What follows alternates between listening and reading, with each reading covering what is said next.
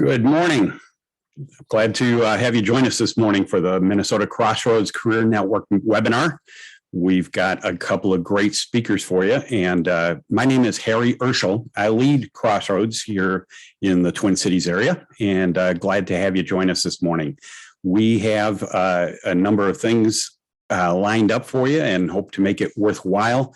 It's amazing that it's a blustery, cold day out there again today. We've kind of gone from winter to spring, back to winter again here in just a few days in the Minneapolis area. And so hopefully you're buckled down and warm this morning, and maybe have a cup of coffee or something to keep you warm while we're watching. Thanks for joining us this early. I want to be able to give you an overview of everything that is offered through Crossroads, but we'll do that at the end of our main speaker. Dale Henry is going to be talking later about how to bring out your superhero traits. And after he is done, I'll give you details. But we have a lot to offer through Crossroads with these webinars. We have classes to help you get through your job search effectively. We have one-on-one coaching available. We have a networking group and a number of other things. So we really want to make sure that you take advantage of everything that's available to help make your job search as painless and as productive as possible. And there's a lot to find. You can see it always on our website at mncrossroads.com, and I'll show you that later. Part of our hope with Crossroads, though, is that along with helping people succeed in their job search, we also talk about bigger issues and point people to the hope and encouragement of Jesus Christ. It should be no surprise that the Bible has a great deal of wisdom for life. And one passage particularly relevant says, be very careful then how you live, not as unwise, but as wise, making the most of every opportunity. That passage isn't about making the most money in a multi-level marketing scheme. It's about wisely examining what's before you and making good decisions. You know, it's often easy to think that if a job opportunity is offered to you, it must be the right one. Well, that's not always the case. And sometimes making the most of a particular opportunity is to know when to walk away. And so through asking good questions, seeking wise counsel, and prayer, we can make wiser decisions about our job search and every other area of our life. I hope that as you're looking for your next opportunity, you look for multiple ways to seek and apply great wisdom to your choice. When you truly seek God and His Word in the Bible for answers, you become wiser. And that's the hope for your job search and everything else. Let me open us in a word of prayer, and then I'm going to introduce our first speaker. Lord, we just thank you for this chance to come together, even if it's just by video yet at this point. But we're grateful for the chance to hear from people that can impart wisdom, that can give us insights into things that we may not have thought of before. Lord, we pray that this time honors you, and that each person walks away with something that is useful for them, and that somehow they hear from you today as well. Thank you, Lord, for all these things. In Jesus' name, amen. So first up, I'm glad to introduce Brian Bach. Full disclosure, Brian is my business partner in our search firm, Hansen Bach, and he is also a speaker that we've had. I just figured out we've had him 6 times this past year, and I'm grateful because he always brings tremendous insight. But he wants to talk a little bit about your faith and your career, and I think it'll be helpful for you, and look forward to having you share that this morning, Brian. Thanks. Thanks, Harry. Good morning, everybody. Hopefully you've all survived the windstorm. Maybe that was the Spirit working in all of us last night in a pretty profound way. Anyway, appreciate how Harry opens this. I think one of the main perspectives I want to share with everybody that's in a job search is what tends to happen for people that are unemployed in job searches. And I see it consistently. I've seen it for 25 years, that the anxiety that unemployed people bring into the job interview is a derailer for them. And so how do you bring peace into that environment? And I think to answer that question, you have to understand the source of peace. And obviously, if you think money is the source of your peace, that's going to give you what you want in life. I think we can pretty quickly dispel that notion, because we see a lot of people that have all the money in the world and they have zero peace in their lives. So money is not it. I think if we understand where that source of peace is, we can then apply, I would say, apply the interview process, or apply ourselves in the interview process much more effectively, because we won't have that anxiety. And by the way, we'll talk about what that anxiety produces, how it behaves in the interview process. So you're aware of that behavior and you can try to counter it. And again, if we can find peace in what God wants for us, I think it's easier to then bring our authentic self to the interview and not our anxious self. None of us perform at our peaks when we're anxious. Nobody does. So we want to get there. For starters, I want to talk a little bit about the biblical parable of the talents, and we'll connect this to peace and hope at the end. But the parable of the talents tells us basically that when we are given gifts, talents, so to speak, our job isn't to bury them. Our job is to give them away. So it begs the question, why do we work? Why is work part of our experience as human beings? It was our experience even before Adam and Eve fell. It was Adam and Eve, or Adam was told to till the garden. He had to work before he fell. So it's for our benefit. We work for our benefit. Well, what is it about work that benefits us? And I would say that the benefit is simply that it allows us to use our talents and give them away to others. There's a biblical principle that basically says anything that we receive, mercy, we're supposed to extend mercy. We're supposed to give it away. So we extend mercy to others. Peace, if we receive it, we want to give it, we want to bring others peace. If we receive love, we have to give others love.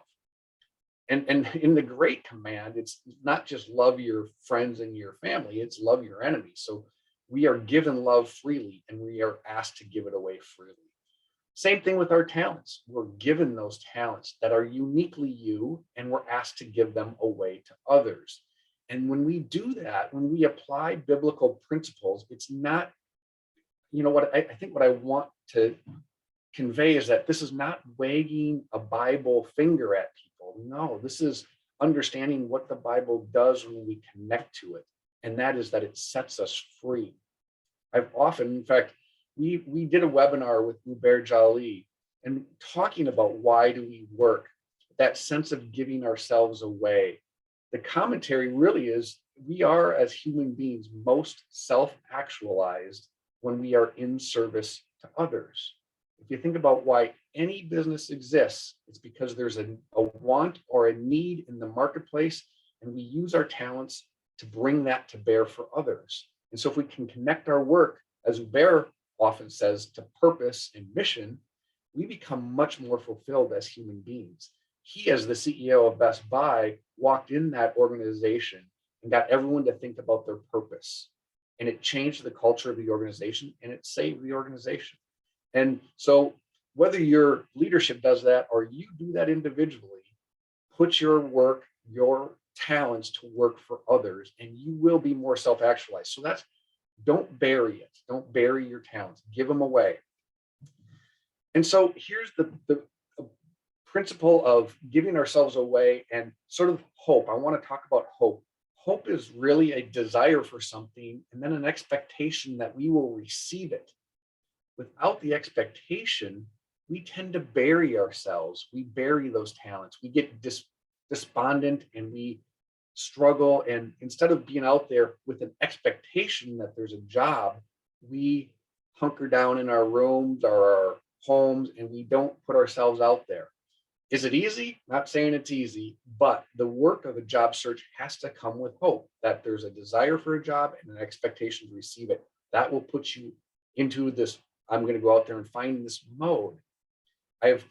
In these talks, I oftentimes reference the movie Shawshank Redemption, which is a movie all about hope. We have two characters, Ellis Redding, Red, and Andy Dufresne. Andy clung to hope. Red tried to tell him, there's no place for hope in here. And if you look at the way they behaved, it gives you what hope, really the definition of hope. Andy had hope. And what did he do? How did he behave? he had an expectation of being free, or he had a desire to be free and an expectation that he could achieve that by picking at a wall. And was that easy? No, he did it for 19 years. Pick and pick and pick. Not easy, but he had the desire and the expectation. That's what you have to bring to your job search, that desire and expectation. And that's the beauty of hope.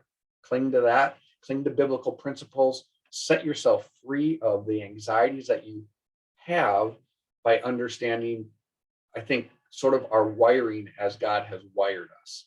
Put yourself in service to others. I would say, as a behavior, by the way, going back to the early commentary about behavior and peace, how do you bring peace to the job interview? Peace, I would say, people that are anxious try to prove that they're the right person for the job.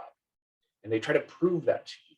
And that's not the way job interviews should work. Your job interview should be you sharing who you are, what you've done, what you've accomplished, how you've accomplished it, why you did the things that you did, those things that make you uniquely you.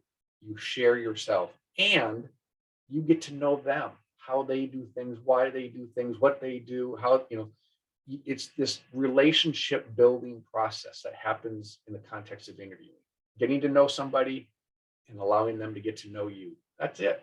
Obviously, in the context of work.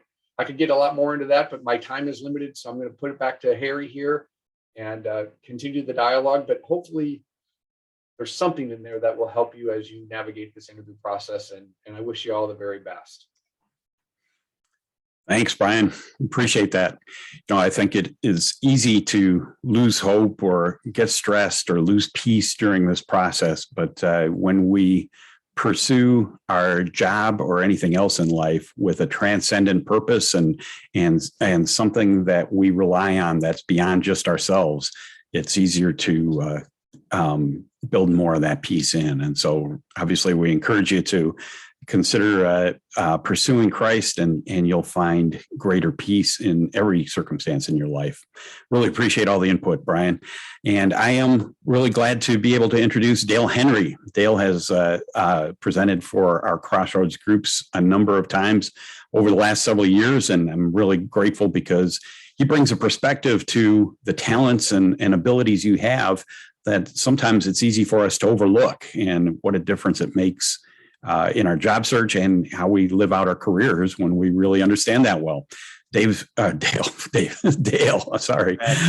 speaks nationally, I think maybe internationally at times. I know he's spoken internationally because we have had people from around the world that have watched our webinars, and Dale has spoken on our webinars. And so he's in either way, he's an international speaker, but has worked with a lot of large corporations, giving these concepts and ideas on how to be able to for people to live their careers out more effectively and be better leaders. And so really glad to have him talk today. Thanks, Dale. You have the next hour. Yep.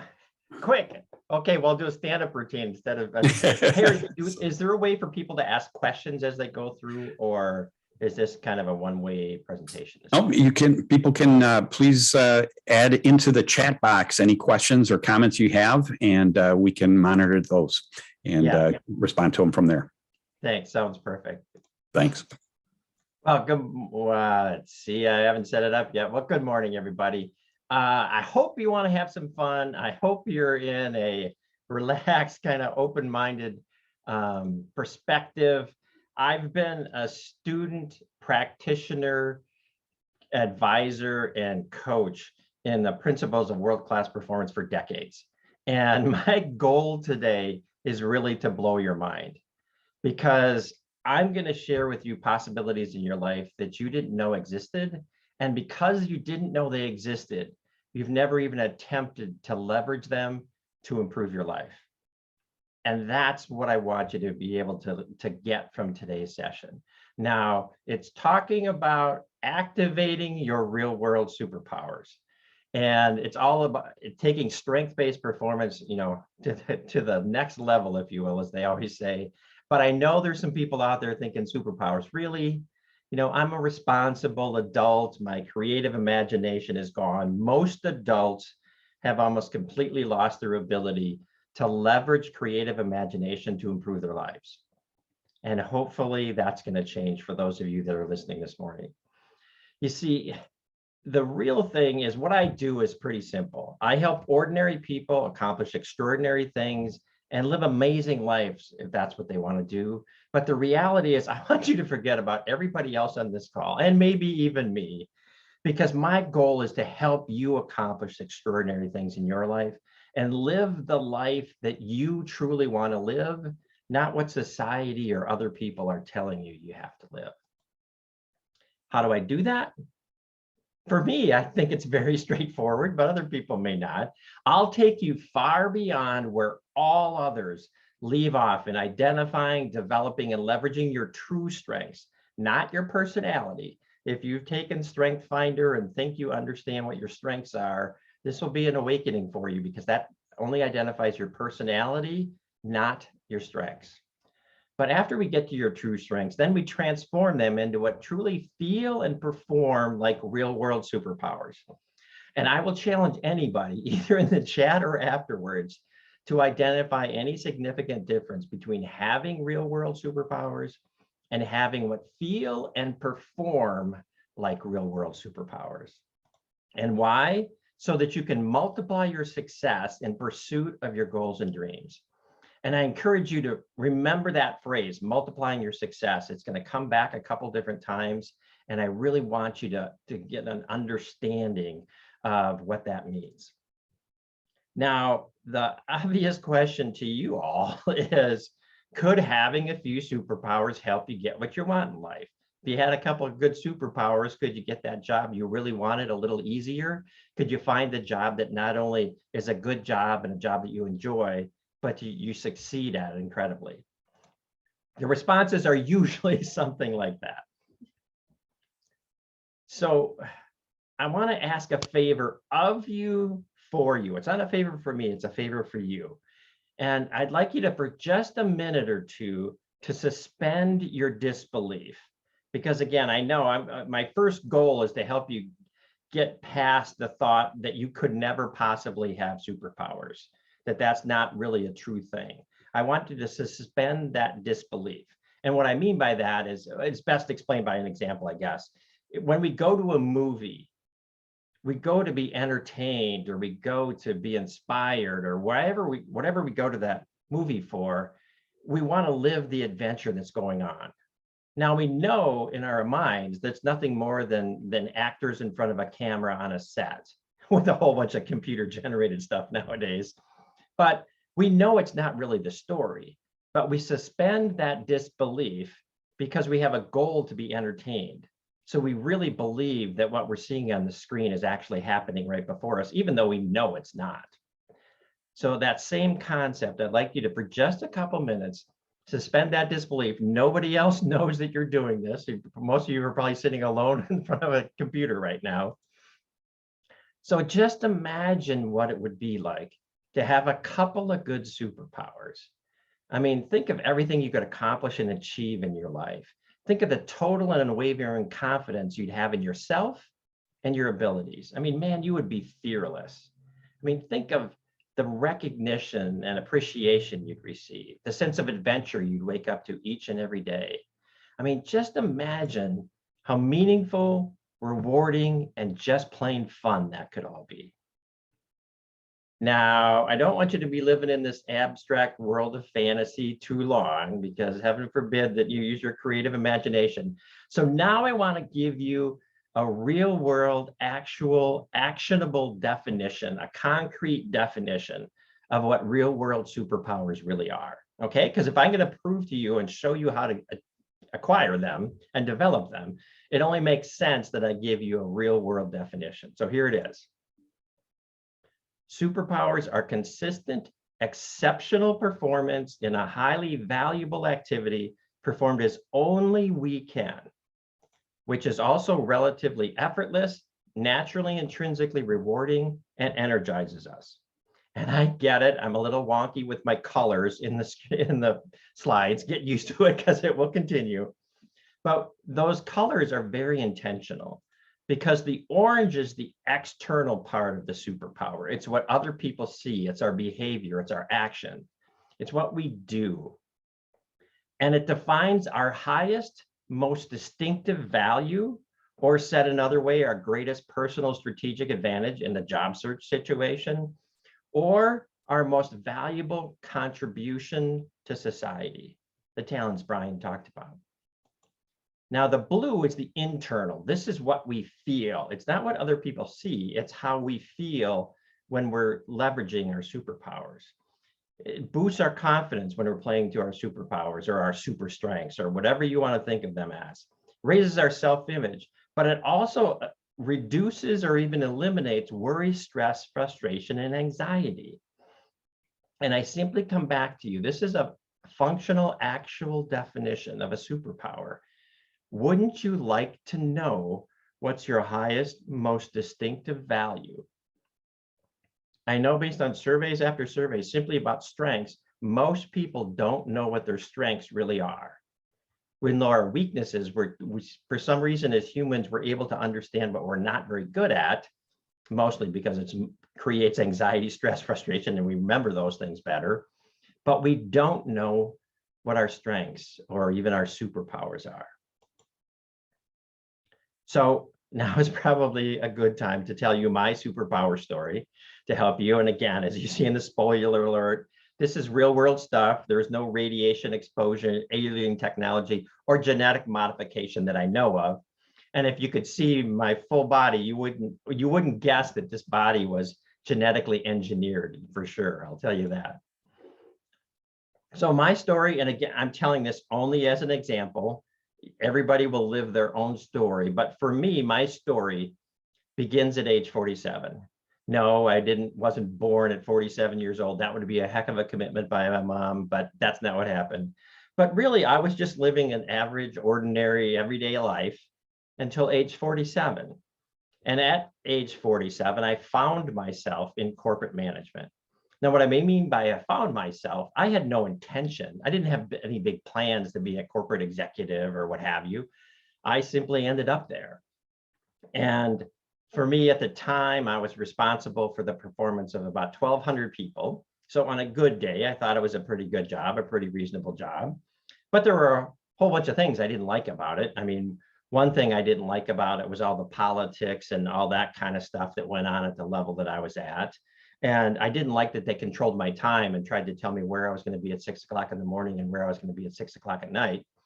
But the thing that really, finally, the final straw that made me immediately quit working there was I got laid off, just like so many people. I thought I was doing a good job. I thought I had a good job, but I guess somebody else decided that I was no longer needed. Now, for me, that was just fine because that was the trigger, like for so many of us, actually, because I wanted to be my own boss. I didn't want to be controlled by other people. And for me, it was really, I wanted to get control of my personal time. That's what I cared about. I just wanted control of my time. So I had the plan to become a leadership trainer, and I joined John Maxwell when he launched his team 10 or 11 years ago, and I became a leadership trainer. But the key for me was I actually got control of my time. And because then what I did is I created a professional coaching program. Yes, it's a professional coaching program, but it's called the Real World Superhero Academy. You go through all these adventures and all this kind of jazz, but it became known as the professional coaching adventure of a lifetime. And that's where I realized what I really do is I help ordinary people accomplish extraordinary things. But myself, I'm a coach. By the way, I'm not a professional public speaker. Well, I guess I am, but because I got paid once or twice, but I'm not a speaker, I'm a coach. Now I have to do speaking, and that's what I'm doing now, but I'm really a coach. And when I realized, hey, that's me, I'm a coach, I changed what I did with my affiliation with John Maxwell, and I became a leadership advisor and performance coach to business, or really to management teams or executive teams. And I help them develop great leaders of great teams throughout their entire organization, an entire management team to create great companies. Now, again, this is a story about my path and how my life changed as I understood my strengths and this whole superpowers concept and what was important to me. And why was it important for me to understand that I was a leadership advisor and performance coach? Because once I learned that, once I figured that out, Over the next 8 years, I quietly improved the performance of over 1.2 million people throughout North America. I was invited into over 50 Fortune 500 companies. But I'm nobody special. I'm just an ordinary guy. So how is it possible that I could get invited in myself by name into over 50 Fortune 500 companies, several of them with non-disclosure so tight I can't even tell you who I worked with, but you could probably guess some of those companies, with countless small and mid-sized businesses? How did I possibly get invited into those? I'm just an ordinary guy.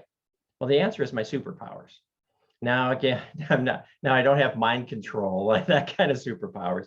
And again, one last shot. If superpowers is too much for you to imagine, then just think of them as super strengths, super powerful strengths, or superpowers for short, okay? Now, I only have two. The first is helping ordinary people accomplish extraordinary things. You've already heard me say that a couple different times, and I'll probably say it a couple more times. The second is filling businesses with great leaders of great teams to create incredible companies. That's all I got. I only got two. Now, with that, you're probably saying, or at least some people are saying, well, tell me a little bit more about that. How does that make sense? That sounds great. Sounds like a marketing phrase. I get it. So how do I help ordinary people accomplish extraordinary things? I have an uncanny ability to find, encourage, and develop the greatness within each person I coach. What's the definition of greatness for me? It's that unique combination of current strengths and future potential. That's how I do it. That's how I help ordinary people accomplish extraordinary things. Basically, I help you identify your superpowers, identify and develop your superpowers. I help you leverage them. Then I help you understand what your quote superhero mission is and all those kinds of things. And we kind of take you on a superhero adventure. So that's what I do for individuals. For companies, I fill businesses with great leaders of great teams to create incredible companies, incredible businesses. How do I do that? Let's go another level deeper. I develop teams of strong, effective, truly influential leaders who know exactly how to build incredibly high-performing teams. I know the principles of performance, and I can teach it to leaders, and I can teach leaders to be influential. How do I do that? There's three components. First, I help them adopt the most valuable leadership model throughout their management team, so everybody thinks about leadership the same. I help them adopt what I call the easy model of incredible performance, and then practice the 10 principles of world-class teamwork.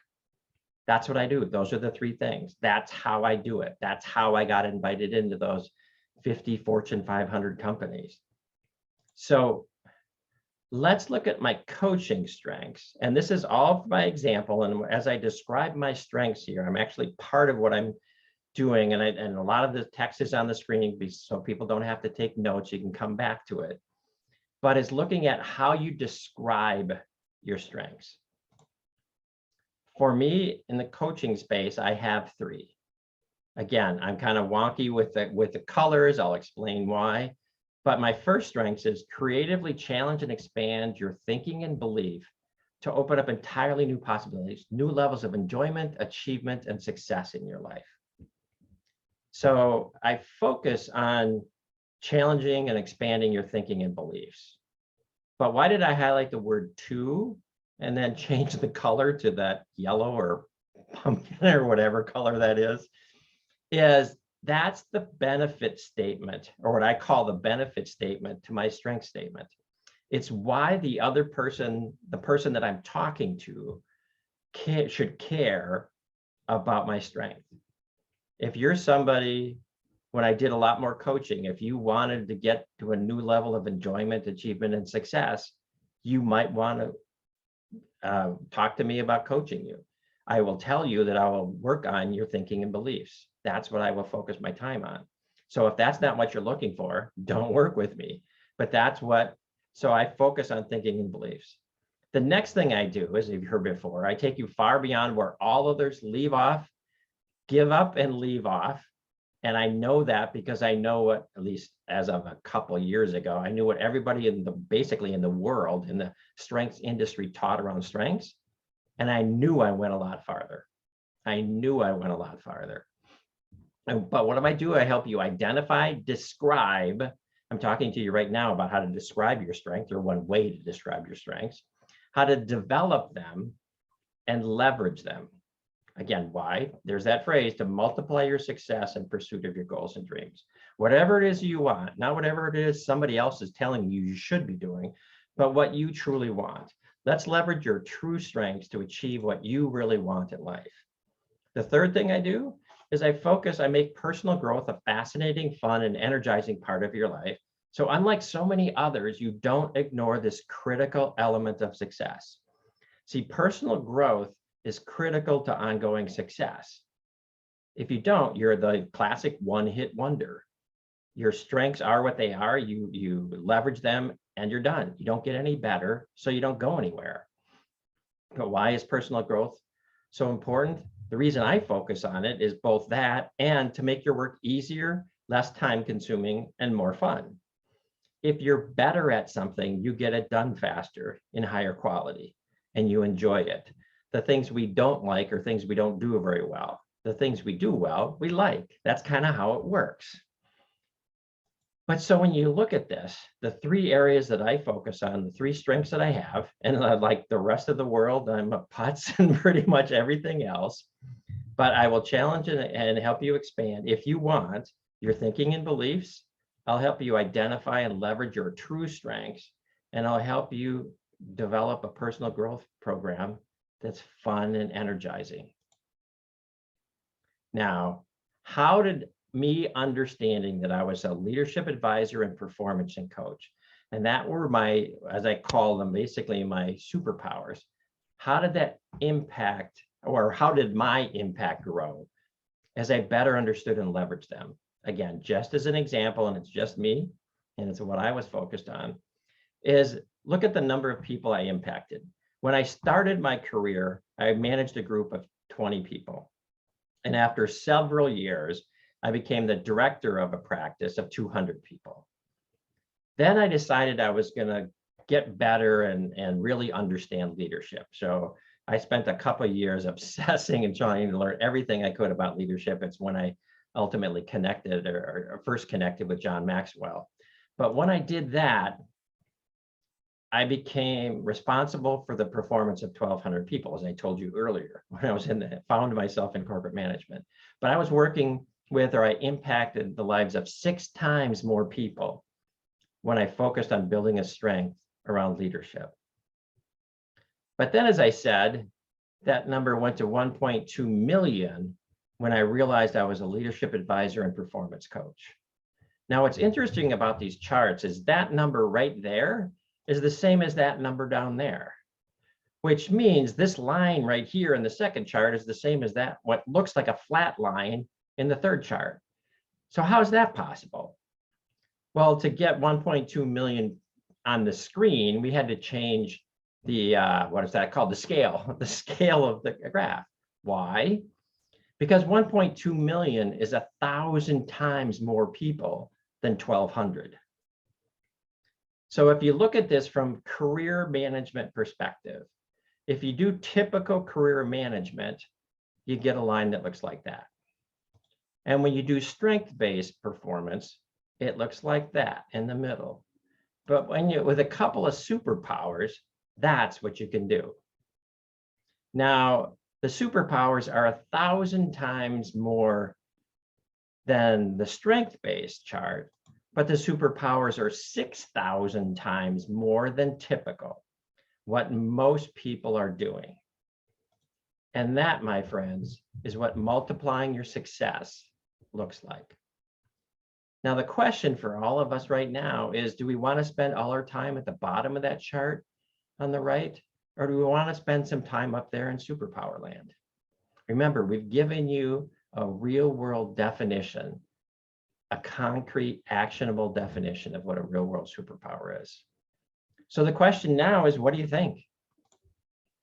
And the reason I ask that is the foundational law of human performance is that our thinking drives our behavior that determines our results, the outcomes, the results, the consequences in our lives. So if we want to change our situation, we want to improve our results, we must change our thinking. That's just how the world works. And by the way, that's why I work on helping you expand your thinking and beliefs. So my real goal, if I want to help you, is that I've got to change how you think and what you believe about strengths, because most people really don't get how it all comes together. See, I talk about the secret to success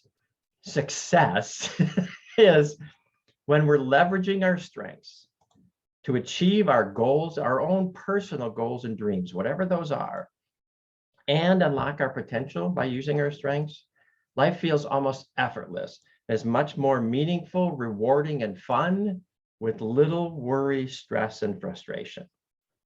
And the question for most of us, is that the way you'd like to live life? I mean, that sounds pretty good, doesn't it? And the reality is, the truth of the situation is that it all begins with leveraging our strengths. That's where it starts.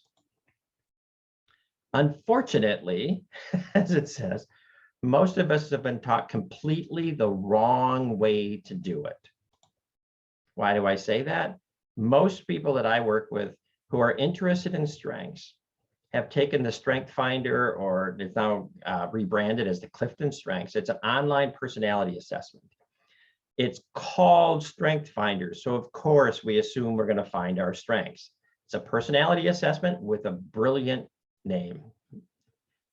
The problem is if you've taken that, you've got a lot more to learn. That's strengths are only, or I'm sorry, our personality are only one ingredient of our strengths. And you've got a few things to unlearn, because again, Strength Finder is a personality assessment, not a capability assessment. It doesn't tell you what you're good at, it tells you how you do it. So what I always hear is, yeah, I took that assessment, it was good, it was interesting, now what? Because most of the people that I work with want to identify their strengths to improve their performance at work. And they understand, they learn their personality, they're told those are your strengths, but they aren't any better at what they do, and they aren't getting any better results. So they're not done, they're not on the journey. But this is where almost everybody stops around strengths, is understanding your personality. It's not what you're capable of doing. So the reality is, who you learn about strengths from matters a lot, because people that don't understand how strengths really work can't teach it to you. So here, I want to give you quickly the real story of strengths. I told you my earlier story so that I could tell you this one. It's a story that very few people have heard, and as I describe it, it's the real story of strengths. See, back in the 1990s, Donald Clifton, who with his brother Jim owned the Gallup organization, they hired Marcus Buckingham to be a research analyst, and they wanted to identify the characteristics that the leaders of high-performing, highly engaged teams did differently than the leaders of every other team. And I was one of the people they were researching or analyzing. We jokingly said they interviewed us, they analyzed us, they probed us in all sorts of inappropriate ways, just like alien abductions. But the reality is, they only got answers to the questions they asked. And being a practitioner, I understood strength-based performance, and I know what they got right, what they didn't quite get right, and what they completely missed. And I want to tell you the most important things that they completely missed first. And that's the foundation, the true power behind strength-based performance. And it's not a personality assessment. It's the Pareto principle, the 80-20 rule, the principle in life that says 80% of our results come from 20% of our efforts. Just like in business, 80% of your profits tend to come from 20% of your clients, and 80% of your complaints come from another 20% of your clients. And if it's 80-20, 70-30, 90-10, or even 60-40, the principle is the same. So don't get wrapped up around 80-20 being the right one. But we're going to use 80-20 because it's by far the most often experienced ratio. But understand, whatever the ratio is for you, this applies. It just, the math is a little different, but we're going to use 80-20. So my question to you is that 20% of our effort that gives us 80% of our results, how much more productive is that 20% than the other 80% combined? And I used to ask this when I do this in live and face-to-face in front of an audience, I'd ask, and for 4.5 years I did the presentation, nobody actually knew the number. So we'll do the math. So 80 divided by 20 divided by 20 divided by 80 equals, and don't say 1 because it looks like it is, but it's not. The answer is 16. It's 16. And there's the mathematical proof if you need that. But what it says is that 20% is 16 times more productive than the other 80% of our effort combined. 1,600% better, faster, more valuable, cheaper, whatever it is that we do, 16 times. If that 20% is 16 times more productive, isn't it worth thinking a little bit more about that 20%? So the obvious question is, what fuels that 20%? And of course, once we think about it, it's obvious the answer is our strengths. Our strengths fuel that 20%. So that's the performance. We can be 16 times more performant when we play to our strengths than when we don't. But that's a rational, logical perspective. Let's talk about humans, because we're emotional beings. How do we feel when we leverage our strengths? And this is where I love, because the audience loves to talk out, jump or speak out and say how they feel. They feel strong, powerful, confident, alive, many for the first time, unstoppable, in the zone, if you will, all those kinds of things. I simply say, because I'm a simple guy, they feel really, really good. So the reality is, when we leverage our strengths, we feel incredible and are incredibly productive. So that's the good news. That's the upside. Now, I have to warn you, though, I know there's a lot of you that don't believe these numbers and have never felt that way at work, and really don't believe 16 times better at all. That's just the average, by the way. But most people don't believe it. And why? It's because you're not leveraging your true strengths in your work. How can I be so confident in saying that? Because I research it, because I study it, because I know it. Most people don't leverage their strengths. Honestly, most people don't even know their strengths. Sadly, today, study after study, the most recent study, well, actually, study after study shows that less than 20% of us play to our strengths in our daily work. The most recent study is 12%, but that's too depressing, so we don't use that. But what that means is over 80% of us could be working at 20% or less of our potential. Say that again, over 80% of us could be working at 20% or less of our potential. Now, for me, that's really good news, because that means 80 to 90% of the people that are listening to this need what I do. And don't worry, we're going to give it to you free later. But it's not about me, it's about you all. And if 80% of us, 80% of the people that are listening to this right now, somewhere between 80 and 90%, are working at 20% or less of our potential. What that means is you have huge upside. You have tremendous upside if you're willing to believe that it's true and take action based on it being true. Now, how does it feel to not leverage your strengths? Now, this is a time it's a little more difficult online to do this, but what I'd like you to do is grab, and you may have to pause this in the future, but grab a piece of paper and a pencil or a pen. And when you do, just once you get it, just sign your name. Just go ahead and sign your name. And when you sign your name, if you have a little time above it, you can write, I owe Dale Henry $5,000 and then mail that to me. That'd be great. But, you know, when you signed your name, you didn't even think about it. It's pretty easy, kind of thinking you could do it with your eyes closed, one hand tied behind your back. And, you know, so you're feeling pretty good about it. So let's test that out. Put your pen in the other hand, close your eyes, and sign your name. And when you do that, I love when you do this in person, because what you hear is this rumbling and chairs are squeaking and moving around on the floor, and all of a sudden it gets really quiet. Because what happens is people are really uncomfortable. They've never done this before, and they think people are watching them and whatever. And then they have to really focus to try to use their opposite hand, unless you're ambidextrous. but try to focus and use it takes 100% of your energy and attention. It's kind of really hard.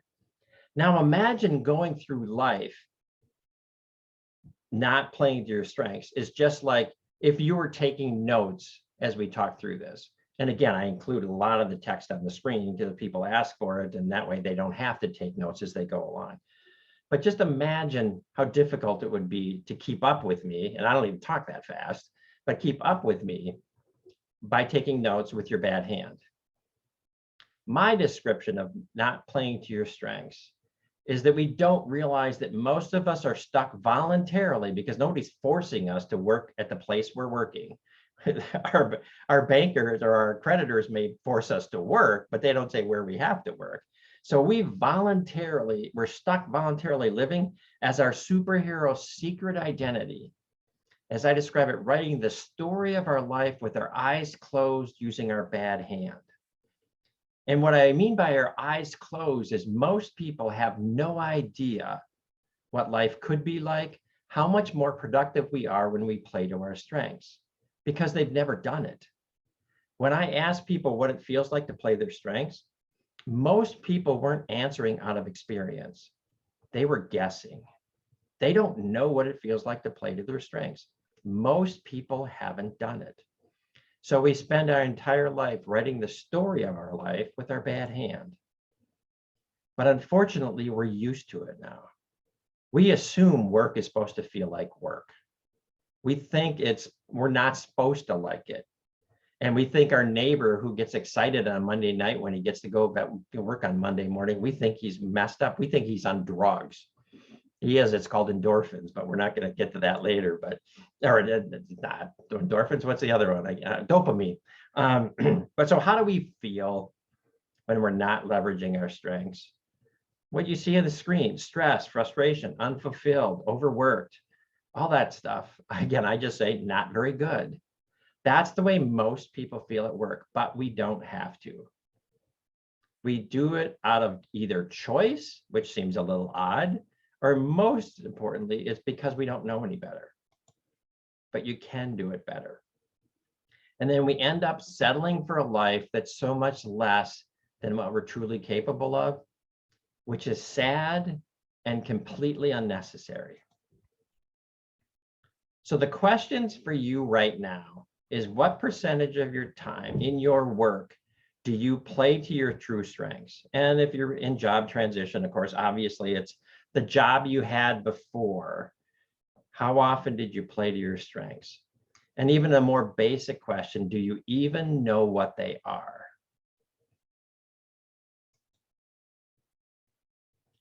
We're not talking about just being good at sales. We need to go a lot deeper than that. So we have to break it down, because that's how you build these superpowers that I talk about. It's not, are you good at sales? Because sales can be, do you sell software? Do you go out and meet your clients? Are you destination sales where they come to you in a mall, or any of that kind of stuff? Are you a car salesman? Do you sell real estate? Whatever. It's all different kinds of sales. But in your sales, there's a whole bunch of activities you do to ultimately make the sale. So the first thing is, do you easily engage and instantly connect with almost anybody? Is that who you are? Is that what your strengths are? Do you know buyers so well you can essentially impersonate them? Therefore you can anticipate their every want, need, and desire. I mean, imagine if that was you. If you knew them so well you could impersonate them. Or you had the uncanny ability to identify their exact solution to their greatest challenge. It's not what they think they need, but it's actually exactly what they truly need. Or are you great at writing proposals? You write perfectly personalized proposals with engineered precision. And by the way, there's more E's in that phrase than there are P's, but it doesn't sound like it. Or have you become such a trusted advisor that you have the mind control-like influence of a Jedi Master? A little tip of the hat to Star Wars there. These aren't the droids you're looking for. You can control what your prospect is thinking about. Do you have that level of influence? Or, as one of my clients who first told me he was good at sales, Are you ultimately, do you have the boundless energy and excited for the challenge, excited by the challenge, sorry, of successfully navigating the ever-changing political obstacle course that it's required in successfully selling highly complex software solutions to large bureaucratic organizations? Let's break that down for a second. What we talked about is he was in sales. What kind of sales? I sell software. Okay, great. He's looking for a job in software sales. Long story short, we built this out, and it's highly complex software that he's best at selling, and he differentiated himself the most. Who did he sell that to? He was best at selling it to large bureaucratic organizations. Why? That whole first part of the phrase. He understood that selling complex software to large bureaucratic organizations, the process felt like navigating an ever-changing political obstacle course. Things were constantly changing. Who was the decision maker, what their criteria is, what they cared about, who their audience was. That stuff changed all the time. And a lot of people get exhausted trying to sell in that environment, but he loved it. He loved the challenge of it. So this phrase, very long phrase, put it at the top of his resume. Do you think the HR person that supports the sales team at Salesforce or SAP or Oracle or any of the large software organizations, do you think the HR person would notice that? Do you think he might get an interview or maybe just get an offer? Because what he proved in this statement is he knew exactly what it was like to sell their software to their target audience. And he said he loved it. He understood, he described it exactly. He's not trying to impress the world with a description of his strength. He's trying to impress the HR person looking at the resume, the hiring manager. Either 3 or 4 people is all he cares about. That's why he wrote his description of his strengths the way he did. That's what we're talking about. Now, as we get through this, and again, I'm going to offer to let you go through this entire program for free at the end here. You can stop living life the hard way, feeling that frustration or maybe even quiet desperation because we're playing to our weaknesses. We're constantly being asked to do things, spending most of our time doing things we don't like, aren't very good at, and we don't believe are meaningful, worthwhile, or rewarding just because a boss says we have to. We can stop living that way whenever we choose. Now, your personality, a big important thing, and I'm going to have to rush through this, but your personality is not your strengths. I mean that in the nicest way. It's not that your personality isn't good. It's that personality and strengths are 2 different things. And unfortunately, the challenge is most people focus on personality and lead you off the strength path into tall weeds, and you go deeper and deeper and deeper into your personality and don't spend any time talking about your capability, what you can really do that's valuable. So we're going to get you back on track. Talents versus strengths. Now, Gallup, for whatever reason, intentionally uses these 2 terms interchangeably. And unfortunately, it hurts us. It hurts the clients, the people that we're working with. Talents, and again, you were able to pause this and copy this down. And again, I get you access to a whole bunch of information about it. Talents are the part of the personality, as they describe them, are recurring patterns of thought, feeling, or perception that's core to our personality. So what does that mean about talents? Is it's all inside of our head. Thought, feeling, and perception. That's all inside our brains. It's our conscious, subconscious mind. There's no action. Just because I think something, or I feel something, or I perceive something, I haven't done anything. It's all inside my head. And this is where Gallup and any personality assessment stops. It's as far as they go. All we know is what they can help us identify our standard or our typical or our habitual thought, feeling, and perception. Strengths, this is basically their definition, consistent, excellent performance in an activity which requires relatively little effort. So it's excellent performance in an activity. You can see the difference. Talents are what we're thinking. Strengths are what we're doing. Again, something we do. So now as a personality assessment, I love Strength Finder. I think it's great. So it's a recurring pattern of thought, feeling, or perception.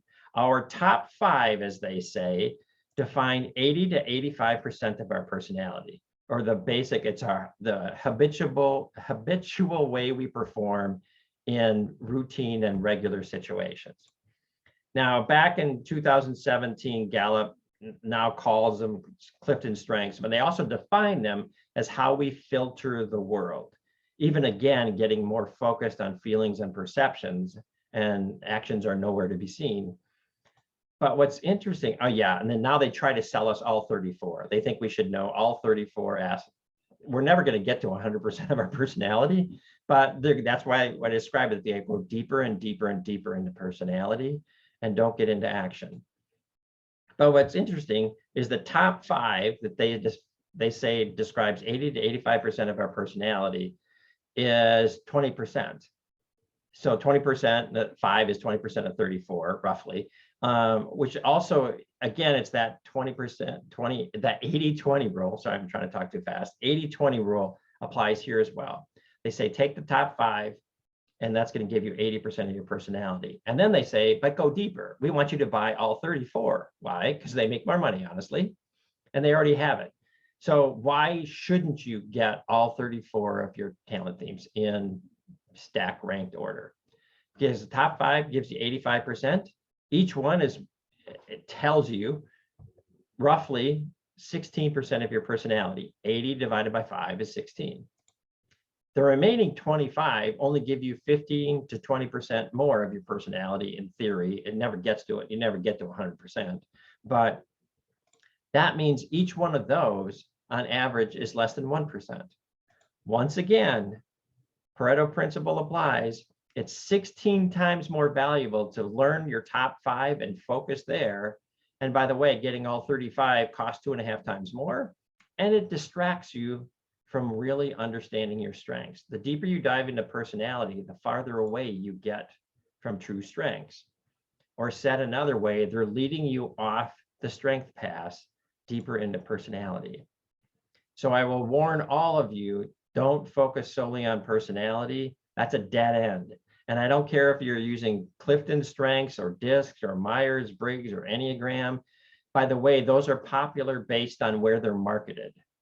Enneagram is a lot more used a lot more in the creative world. And first it was Clifton strengths or Strength Finder in the business world, then it became DISC. Myers-Briggs was the old one in the past before they focused on industry. So their popularity is based on where they're marketing to. And the key thing to understand is the Strength Finder only gets you 1/3 of the way to your true strengths, just like any other personality assessment. But unfortunately, they then leave you there lost and alone in the wilderness of like, I understand my personality, but I still don't know my strengths. And that's why I started this whole journey. So true strengths, what are they? The key to it, probably the most important, most valuable slide in this whole deck is this one.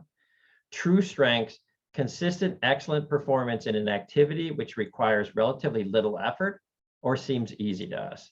They're made up of 3 primary ingredients: personality plus knowledge plus skills.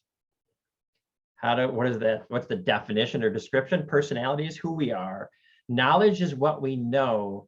Skills are what we know how to do. Skills are actions.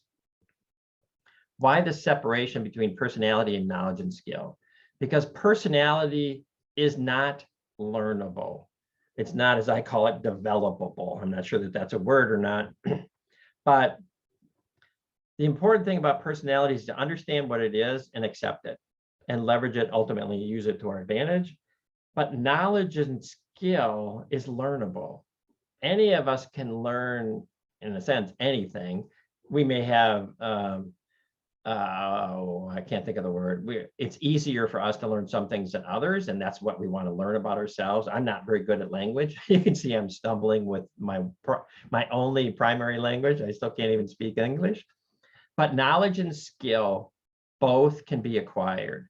Now, the difference between knowledge and skill is skills need to be practiced. We need to practice those actions to get good at them, but we can acquire knowledge and be good at it instantly. Once we know 2 + 2 is 4, we know it. We don't have to practice 2 + 2 is 4. Now we might have to practice memorizing it. Now, what's the value of this differentiation? Knowledge and skill tells us how well we do something, how good we are at it. Our personality only tells us how we will do it. So the reality is to create and grow strengths, and this is key, we add knowledge and skill. To make them unique, we leverage our personality, because our personality is relatively unique, but knowledge and skill creates the value. So for example, we look at it, leadership. The classic question in leadership is leaders born or leaders made? And of course, the answer is both. But once we understand this formula, if we will, or this recipe, we understand that people that talk about leadership being born, they're talking about their personality, they're talking about their style. When leaders are made, they talk about that, it's how effective they are or their strengths. So just because I have a certain leadership style or a personality doesn't say if I'm going to be successful at something or not. It's all based on our knowledge and skill, not our personality. Now, for those of you that are in job transition, it's important to realize this formula doesn't include work experience or formal education, most of those requirements for a job. And that's because those are two of several ways to acquire knowledge and skill.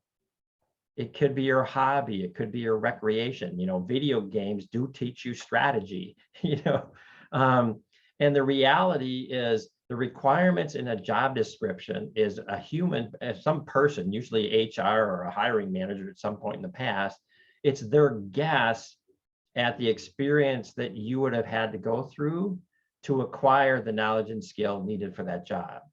So if you apply for a job and you don't have the work experience or formal education, that's fine. All you have to do is be able to come up with a description of how you learned, acquired the knowledge and skill that they need for that job, how you did it. They think these are the standard ways. That's the easy way for them to write it up, but that's not what's needed. We need to prove that we have the knowledge and skill they require to be successful in that job. And we do that by having our strength statements, to be able to describe what our strengths are. See, this is the part of this chart that's most important, and almost none of what I would, in business, I would call my competitors, the other people in the strength space, they don't talk about this. They really don't talk about it. Gallup only covers it in, I think it's 6%, if I remember right, in the pages of their writing. And the most recent Gallup presentation that I went to, they had 44 slides. Only one of them talked about the real difference between strengths and talents. The rest of it is all about personality. So the secret to performance and enjoyment, achievement, and success is leveraging our true strengths in the most valuable way as much and as often as possible. And if you get anything down, this is the key. This is why I got brought in to so many different organizations, is I understood this one simple, what seems obvious once you see it on paper, it seems obvious, but I will tell you, virtually nobody does it in the business world, because managers think about the work first, not the people first. So they look at what needs to be done and assign it to kind of like whoever walks by their door after they discover something needs to be done. They don't think about leveraging this principle.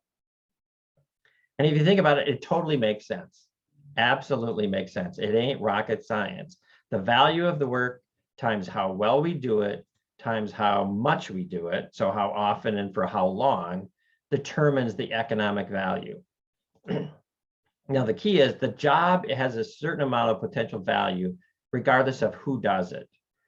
And then based on who is hired, how well they do it and how often they do it determines the true economic value. So you'll notice that style isn't in there anywhere. I don't care how you do it. I care how well you do it and how much you do it. That's the key. So the elephant in the room question for most of us is, are you currently doing the most valuable work you can do well? I mean, don't get a really great job if you're no good at it. It doesn't work. I've seen it. And again, as you say it, it sounds obvious, but interesting to me, for humans, for whatever reason, and I assume it's ego, quite honestly, we try to get really great jobs, and even if we're not suited for them, or most people get promoted, I think it's actually the next slide here, is we get promoted out of what we do well. So be careful to not get talked into something you're good at and miss forever what you're great at. What I mean here is, this is the time where you're looking for a job and they meet you and you're a great person and they hire you for a good job, but there was another job you'd be even better at, even if it's another company. They don't care.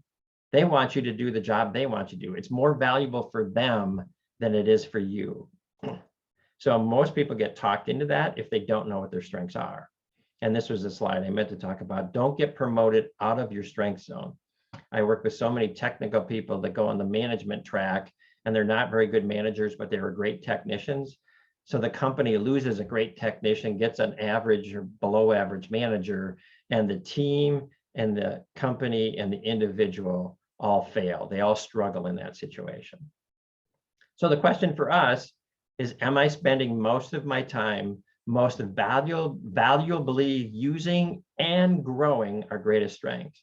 So it's not about just being who we are and leveraging our strengths, it's about growing them. And if I can't say yes to that question, how do I go about ensuring that? Now, I'm actually, because of time, I think, Harry, and I apologize because I'm not sure, I'm going to skip this part. And you've got plenty of time, Dale. Do I have plenty of time? Okay, well, of course, you have. I'm 4% of the way through the presentation. How am I doing? But I will just continue. So I hope it will hopefully fit in time. So really, real world superpowers. Remember, we talked about the difference between talents and strengths.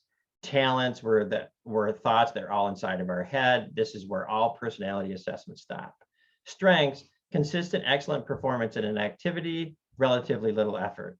But it may not be valuable, unique, or rewarding. For example, I could get really good at juggling. And if all I ever do is juggle in my backyard, it's not valuable to anybody else. I may love it. That's called a hobby.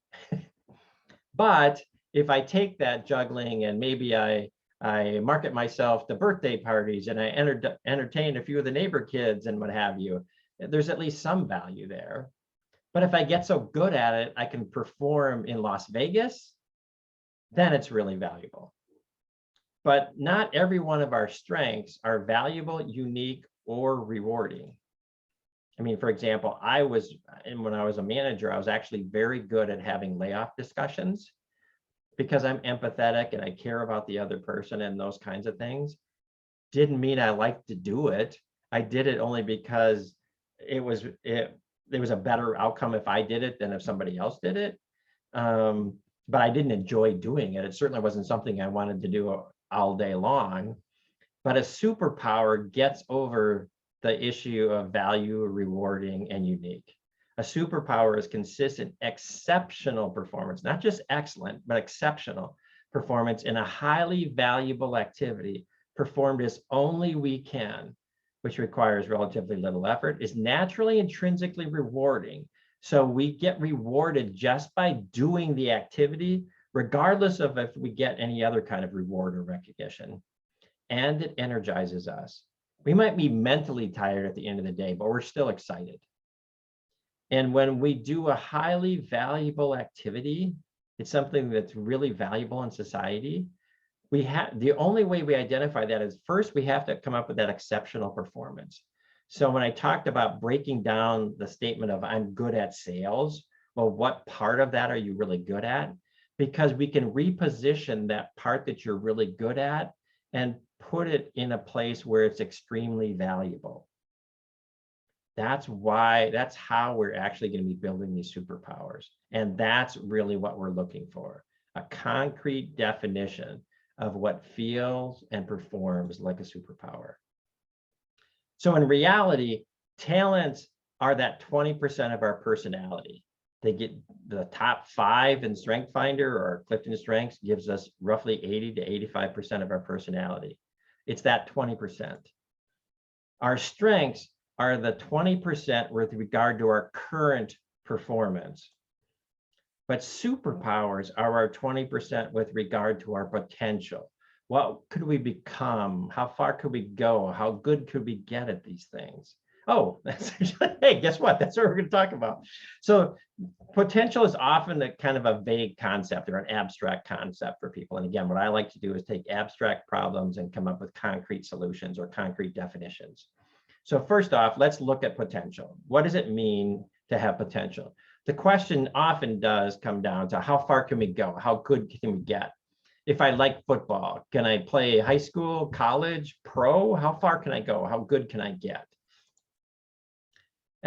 But the question is, how far can we go? How good can we get if we just intentionally fill in the blank, but basically did something about it?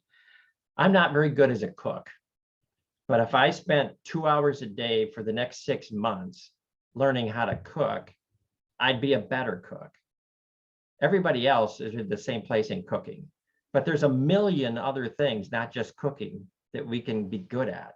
How far could we go? How good could we get if we just stopped being ourselves, doing our regular routine, and decided we're going to grow and get better and put a plan together to get better? Or what could we accomplish? Who could we become if we changed where we applied our strengths? What could we do?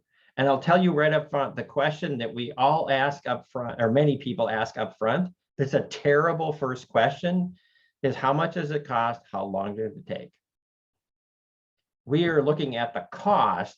We're not looking at the value. What do we have to pay? We're not even looking to say what it's worth. If I said a car can cost you $10,000, the question is that a good decision to buy the car? Well, you have no idea what the value of the car is. Am I going to sell you a 1972 Heap that doesn't run? Or is it whatever a great car is? I can't think of that off the top of my head. Or is it a car that's really worth $180,000 that I'm going to give to you for 10? It's not about the cost. It's not about the price we pay. It's about the value we get from that payment. Or another way to think of it, potentially how far could we go? Potentially how good could we get if we just intentionally did something about it? What could we accomplish? Who could we become? Who could we become known as? Again, if we just intentionally went after something, went after those things we really cared about. So how does it feel when we're leveraging those superpowers, when we're reaching our potential? Well, pick your word. These are the ones I've heard. Euphoric, ecstatic, fearless, on top of the world, not a care in the world, nothing can stop me, in the zone, all those kinds of things. Basically, it's the best because we're at that point when we're leveraging our most distinctive value. And I don't care if it's being a baker or a mechanic, all of us can become incredible at something. That's how God created us. When we understand not only who we are, but what we can accomplish and the areas in which we should accomplish that, our purpose, our mission, whatever you want to call those things. When we connect our potential value with those things that we value, that's when we're getting to that point. And when done right, leveraging our strengths, super strengths, or our superpowers feels like an effortless artistic performance. It's the thing where the world-class guitarist comes out on stage to do a concert. Do you think they're worrying and hoping they can hit the right notes? Not at all.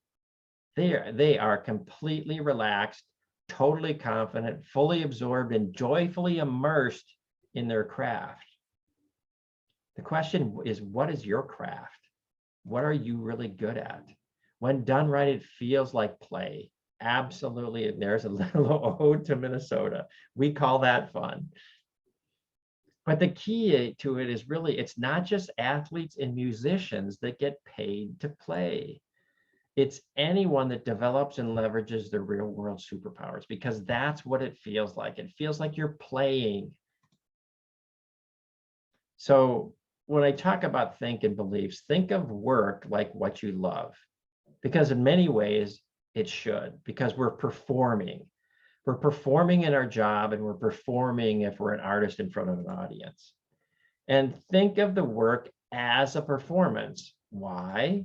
Because we're sharing our talents and gifts. We're trying to please an audience, if that's our boss or a client. We get evaluated at the end of the year or reviewed if we're business owners.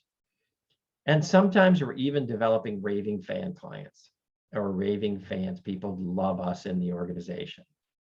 But the question always comes down to, how do you think about what you do? Do you have to do your job, or do you get to do what you do? Because we all can truly love what we do for our work. But it's up to us. Nobody knows, no one but us knows what we love to do, what we're really good at. We have to understand it ourselves, and we have to be able to explain it to other people.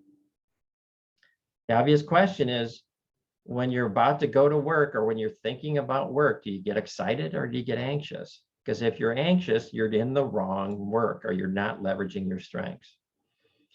And I will tell you that when you love practicing, training, getting better at what you do, if you love practicing as much as performing, you're in your superpower zone. And what I mean by that, or how you know, is that it's both, and there's a whole bunch of neuroscience behind it, but basically it's both intellectually interesting and emotionally engaging. So, okay, what next? I want to see if I can take us on a shortcut here and it works through it. Yeah, so we want to give you all, anybody who's interested, free access to this Activate Your Real World Superpowers program, or as we jokingly call it, Superpowers for Grown-ups. What is it?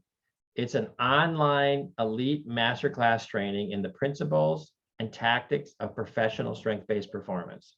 We'll give you an example, or talk about a very simple example, honestly, that gives you 30 times, or an example of one of our clients that got 30 times better results than what Gallup tells you should think.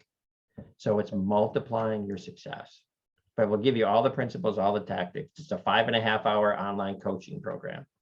I'll give you 4 methods to identify your true strengths: the logical characteristics of a strength, the emotional feelings, so you can help identify your strengths, the ingredients, the formula, or the recipe. We actually already showed that. That's the personality plus knowledge plus skill, but it goes deeper into that. And the process steps for identifying your strengths, along with a bunch of thought-provoking coaching questions to help you identify your true strengths. So we're going to give you 4 different methods plus a bunch of questions that'll help you.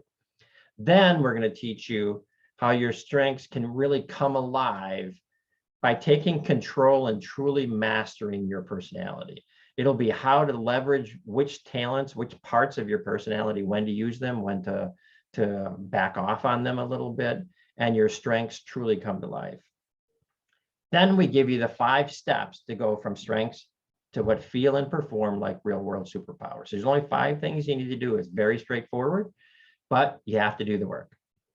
Remember, superpowers, the external value, it's our highest, most distinctive value, greatest personal strategic advantage, or our most valuable contribution to society. That's what superpowers are. We'll also help you reach your full potential or get unstuck. Oftentimes people talk about that. We'll give you 2 different strategies in the complete plan. There's a 24-page training guide and workbook that goes along with the program. We'll also cover the 5 strategies to mitigate your weakness so they won't negatively impact your results and will no longer hold you back. We'll give you those in priority order.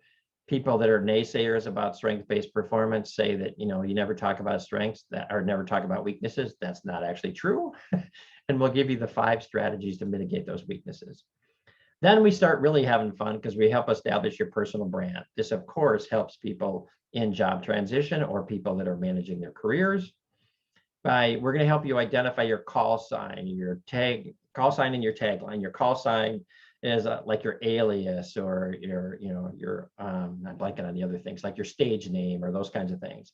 It's who you're called. Are you the dot connector, or I'm actually the diamond cutter? And it helps combine your strengths and makes you memorable. Then finally, we have some bonus tips for those that are in job transition or managing their personal career on how to write your strengths, how to leverage them, how to talk about them, how to grow them, and how to make them valuable for the people that you're working with. So the whole thing, just imagine what it would feel like really knowing your true strengths, not just your personality, but then developing and understanding how to have what feel and perform like real world superpowers, or super powerful super valuable strengths. Your call sign, here's the other, your alias, your nickname or stage name, code name, whatever you want to think of that is. You know, what are the superheroes in movies, what their names are. Or identifying your personal mission statement, your personal brand, and coming up with your tagline. You heard my two, helping ordinary people accomplish extraordinary things and filling businesses with great leaders and great teams to create incredible companies. Those are what I say when I work with individuals and when I work with companies. That's what I do. That's my mission statement. You also will have your plan for personal growth. It helps you reach or move closer to your full potential. Don't stop growing in life. That's not what we're meant to do. We'll also give you the strategy to mitigate your weaknesses so they no longer hold you back. And mastering your unique style, your strategic advantage that nobody else can copy. Most people will never know any of this. And I think that's sad. And you also get that from me, an old guy that tried to pay attention along the way. So now you know the story, the true story of strengths. And the question is, what will you do about it? If you're interested, what I want you to do is go to this website, realworldsuperpowers.com. There's an option to buy a self-study version. Actually, I priced it at 10% of what it should be. It's only priced at $197. But if you select that option, and then at the checkout page, put in the coupon code of Golden Ticket and apply that coupon code, it will charge you a total of $0 for the program. You'll get complete access to all the videos, all the training that cover the things that we just talked about above. You'll get the 24-page training guide and workbook. You'll work through it. You get all of that for free. So if you go to realworldsuperpowers.com, select the self-study version and put in the coupon code of Golden Ticket, you get access to this full program. And I don't know that music comes through, but here you go.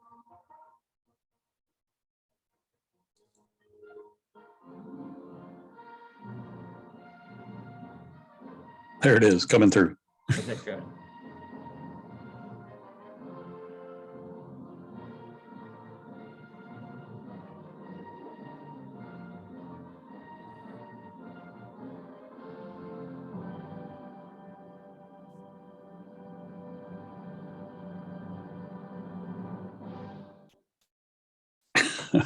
Gee, I think that's the end. Love it. Thanks so much, Dale. I really appreciate it. And for everyone watching, I just am so grateful to Dale for offering this. This is not a bait and switch tactic of get something small free in order to rope you in on something else. He's actually giving away his course that he provides for other people at a great deal more money. And so take advantage of it. I can't emphasize that enough. And, you know, I learn something every time I hear you speak, and I realize I don't think I have my call sign. I got to figure out what that is. Oh, there you go. Yeah, we'll work on that. It's got to be something related to being bald. I don't know what.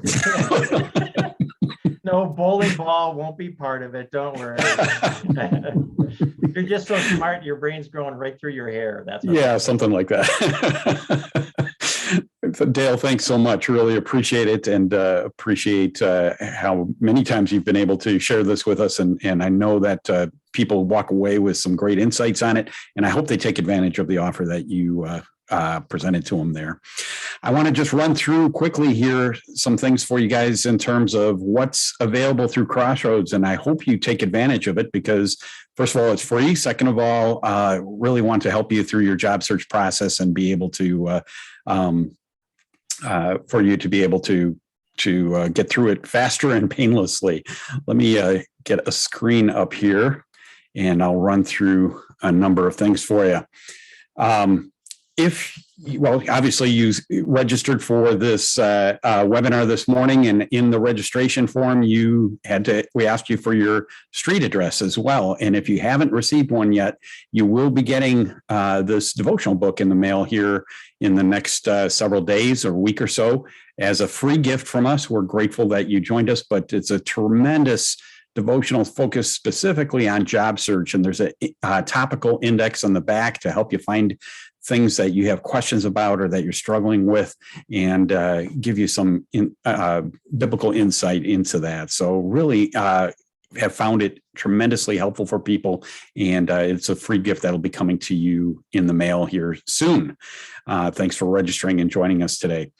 If you haven't already, I assume since you registered with us, you had to go to at least part of our website, but check out our full website at mncrossroads.com, and you'll find all kinds of information in terms of events we have coming up, resources we have available. We have a job board where employers post information of jobs that are familiar with Crossroads and want to find great people. They know great people receive great people come to Crossroads, and so they want to find you. We do ask that they include a contact name and contact information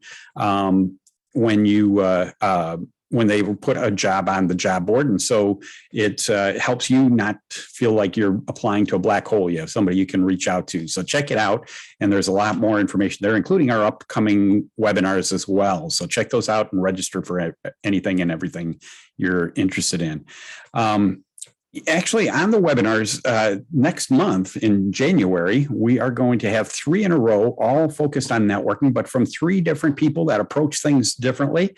And I really encourage you to check out all 3 of those webinars coming up. I think it's going to be a great insight, and you'll find different tips from each person and different perspectives, and you can find something that matches your personality and what you're most comfortable with most effectively. And I think it's going to be really helpful and instructional. So check out those webinars, register for them on our website. When we meet in person, hopefully in the next few months again, but we actually have 3 groups around the Twin City area in Eden Prairie, Woodbury, and Arden Hills. And as the time approaches, you'll be able to find the details on the website for meeting times and what speakers will be at each location. And you can find a location that's closest to you. And I know there have been people that have gone to each of our 3 locations to catch different speakers. So just grateful that we have different ways that people can plug into Crossroads. On a weekly basis, we have different ways you can get help. One, and probably the most effective, is our Networking with Grace group, that meets weekly on Thursday mornings at 9:00. So they're going to be meeting shortly here, and it's online for now, and you can register online for that and be able to join them. And it's a place where people can share leads and contact names and ideas for each other. It's led by Wes 1 and Wes 2, Wes Roper and Wes Tang, and they do a tremendous job of helping everyone walk out with something each week. And more importantly, I think just get some encouragement and hope and kind of get a new spring in your step so you can get through the next week with a little more enthusiasm. I think maintaining your attitude is one of the most important things in a job search, and sometimes the hardest to do. If you have specific questions or want somebody to go over your resume with you or help you prepare for an interview or any questions regarding your job search, you can get one-on-one coaching available online. Sign up through the forum on our website, and you can somebody will reach back out to you and set up a time to meet with you, whether by Zoom meeting or just a phone call, and be able to discuss whatever you want regarding your job search. So take advantage of that as often as you'd like. It's available to you to be able to get more personalized help that way as well. If you feel like this has been a tough process, or you just want to get some additional spiritual support, we're very supportive of that. We have a team of people that love to pray for you.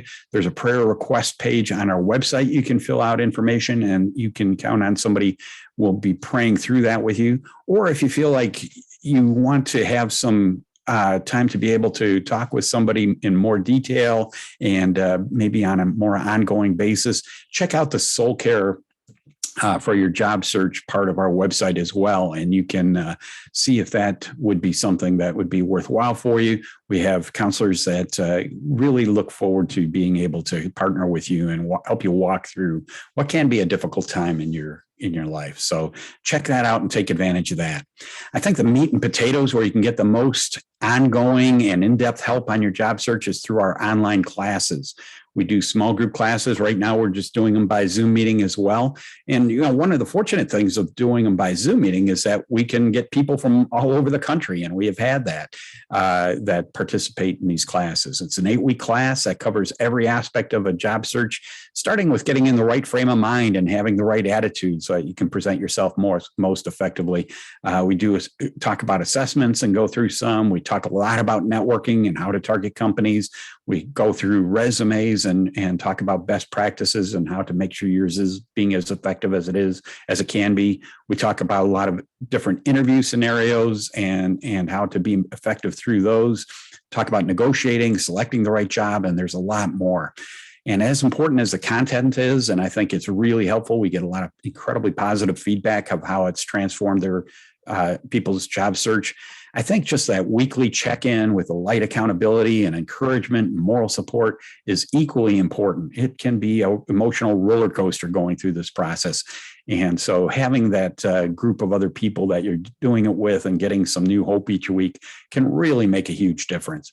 And we talk throughout the 8 weeks too about exploring God's perspective for your job search in your life. He cares about every aspect of your life, not just what you're doing on Sunday morning. So check it out. There's details on our website. I will get the schedule posted for January classes here in the next couple of days, and you can register for those online. It's free and encourage you to take advantage of it. Join our LinkedIn group. If you just put MN Crossroads Career Network in the search box, you'll find it. And you'll see that there's well over 2,000 people in that group, all of which have been people that have gone through Crossroads in their own career and are there for the majority of them are back in new jobs and giving back to others by just being available to be contacts and resources in the companies that they're at now. So as you're looking for an opportunity at a new company and there's a place you're targeting, check out if there's somebody in our group that works at that company and they're willing to give you some information or some help in some way. You can do a search through there and find people. But it's also a place where you can find a great deal of information about upcoming events, jobs that get posted, resources people have found, just some good news that they share back and forth. And so it's a great place to be active and keep your eye on. Check out our LinkedIn group.